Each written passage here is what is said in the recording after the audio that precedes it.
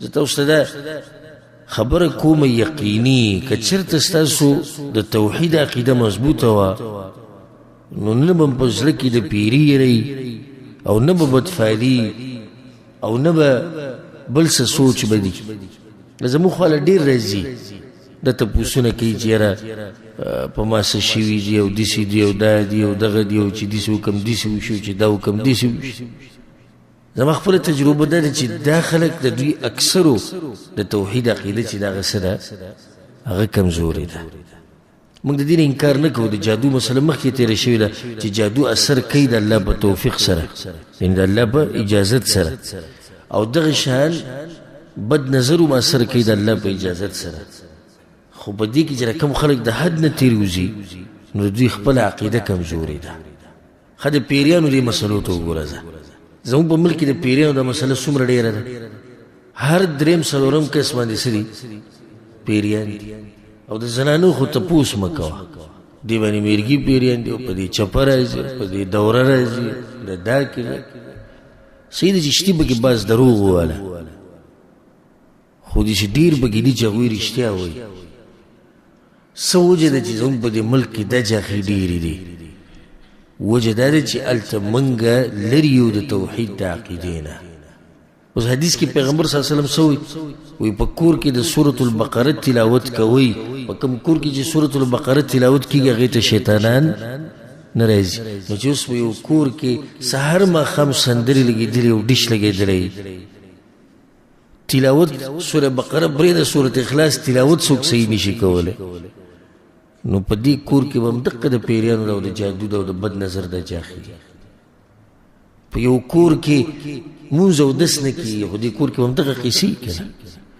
په یو کور کې سهار ماښام جنګ جګړې د خواښې او د انګورو د زوی او د پلار او دا قیسې دي. تا دا ووي ما دا ووي او جنګ جګړې او تا پیسې لږې کړې او تا ډېرې کړې او تا وخوړې او تا دوکه وکړه او تا دا وکړه، نو په دغه کور کې نورې څومره خو دغه قیسې به ته میلاوېږي.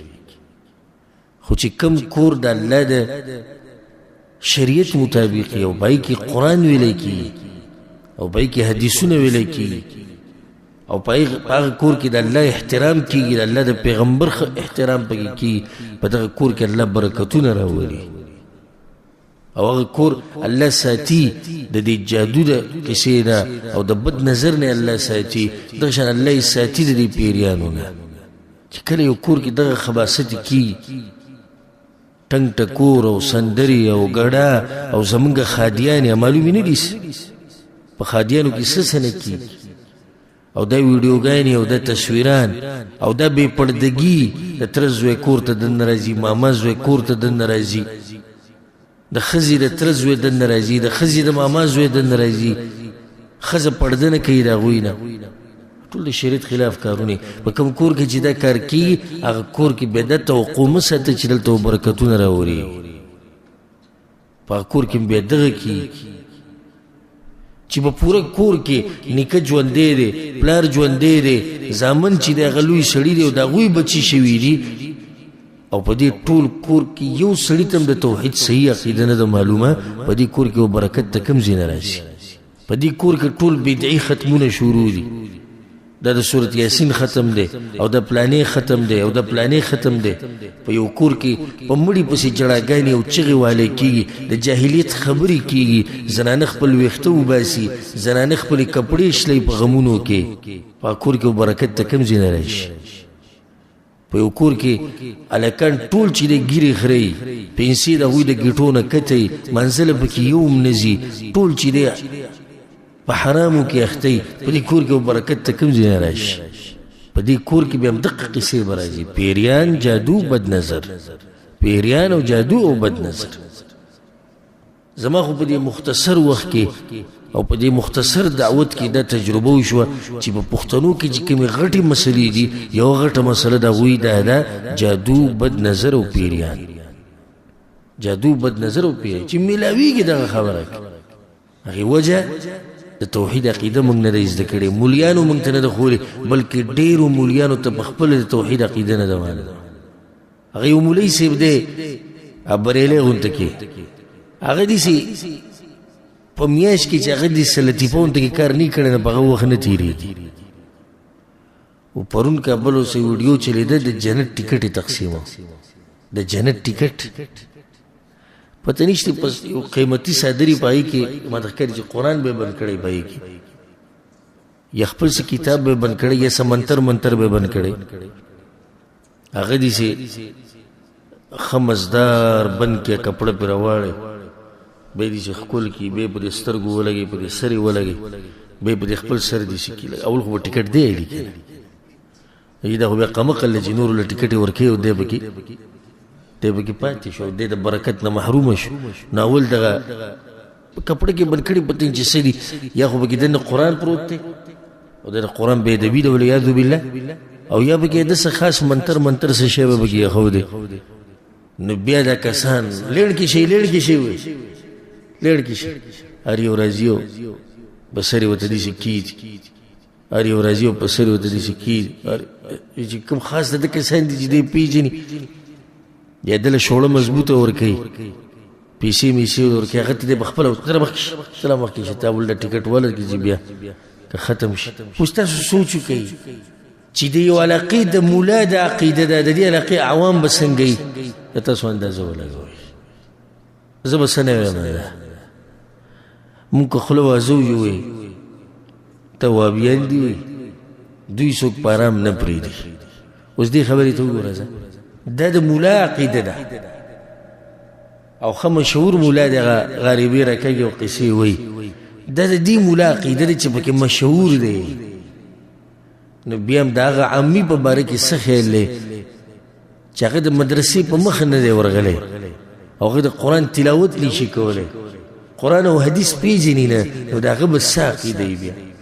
بیا نن مې یو بله ویډیو وکته، دا ټولې توحید مسلې دي، موږ پکې داسې مثالونه بیانوو چې موږ راویښ شو، دا کم چې وایي نه تاسو چې دا کمې خبرې کوئ دا نشتې وایي. په پنجاب کې داتا گنج بخش چې کوم دی داتا ورته دوی، حالانکې دا خو د دوی خبره موږ کوو، نور مرسته کوونکي او په مصیبتونو کې مصیبت لري کوونکي ذات هغه څوک دی، ایو الله، د دوی د داتا گنج بخش هلته دروازه ده په دې دربار باندې، نو هغې ته دروازه وایي بهشتي دروازه. کومه دروازه؟ بهشتي دروازه. او بهشتي بهشت څه ته وایي؟ جنت ته وایي. دا د جنت دروازه ده. زمونږ طرف ته مولوي صاحب د جنت ټکټونه تقسیموي، او د پنجاب والو سره پوره دروازه شتي، نو موږ لږ شاته یو د هغوی نه، موږ سره ټکټونه دي، هغوی سره پوره دروازې دي. خلک پاسه یې په داسې باقاعده لیکلي بهشتي دروازه. دا دروازه به کال کې یو برکوله وي، او دې ته په دې ننوتو کې په سوونو کسان مري په دغه ځای کې د دې رش تلاس، ځکه وایي څوک چې په دې ننوتو دی چېرته ننوتو؟ د جنت ته ننوتو. بیا کار دا شوی دی چې هغه دروازه چېرته چا ښځې کولاو کړې ده، نو په دوی چغې وایي دننه چې کوم کاروباریان ناست دي، او دوی خو د داتا صاحب لکه په نسل کې را روان دي، هغه وایي چې 800 کاله د دې دروازې وشو، د هغوی تاریخ دی. او دا دروازه هر کال نارینه و کولاو کړې ده. نن زمونږ په هغه دغه باندې حمله وشوه او دا بې ادبي وشوه، زنانه دا کولاو کړو. دا څنګه سزا دا ده چې دا دروازه به موږ نه کولاو، او بهر په سوونو کسان چغې وایي، او خلک راځي مینتونه ورته کوي، او بعض حکومتي کسان د دې زن نه ور لاس لاندې کوي، کولاوي کوي، هغوی نه کولاو، ځای ګرځي ځان له چې د جهنم دروازه جوړه کړي ورننوځي، د جنت هغه مې بنده کړه. دا حال دی. بیا وایي دوی وابیانو یو سړی پرې نه خو پارچه پسې دوی لګېږي، نو تاسو ووایئ ځه دوم دا دعوه کوي موږ قرآن او حدیث منو، ظالمانو د جنت دروازه دلته څنګه راله، او دوی دلته دروازه جوړه کړې ده د جنت دروازه ده، او بل ځوان شیره خوا په پښتونخوا کې چې ټکټونه تقسیموي. هسې خبره مې دې پورې کوله. بعضو مولیانو دا حال دی، نو د دغه علاقې د عوامو به څه حال دی، الله دې هغوی مل شي. زړه مې به وسوځي په دغه عوامو، او کله کله مو ته غوسه هم پیدا شي. وجه دا ده، دا اوس کوم مولوي صاحب چې ټکټونه تقسیم کړي د جنت، ته لاړ شه په دې مولوي صاحب باندې رد وکړه، عمده خلک د پسې راپاسي چې چې تا ولې د مولوي سره خلاف خبره وکړه نو دې عوامو ته به دې غوسه پیدا شي چې ستاسو د عقل په خپو کې پروت دی که به کوم ځای کې د ده سره کوم ځای کې دی ټکټ د جنت او پیغمبر صلی الله علیه وسلم سره ټکټونه نه وو د جنت چې ورکړی وی د پیغمبر سره وو داسې ټکټونه چې تقسیم کړي نه نو ده سره د کوم ځای نه ټکټ راغی او دې څنګه تقسیموي نو الله دې زمونږ په حال باندې رحم وکړي او الله دې زمونږ په ملک باندې خصوصي رحم وکړي او زمونږ د ملک نه دې الله د شرک او د بدعات او د خرافات او د عقیدې او نظریې دې الله ختم کړي او الله سبحانه وتعالی دې هلته د توحید د عقیدې فضا دې الله هلته راولي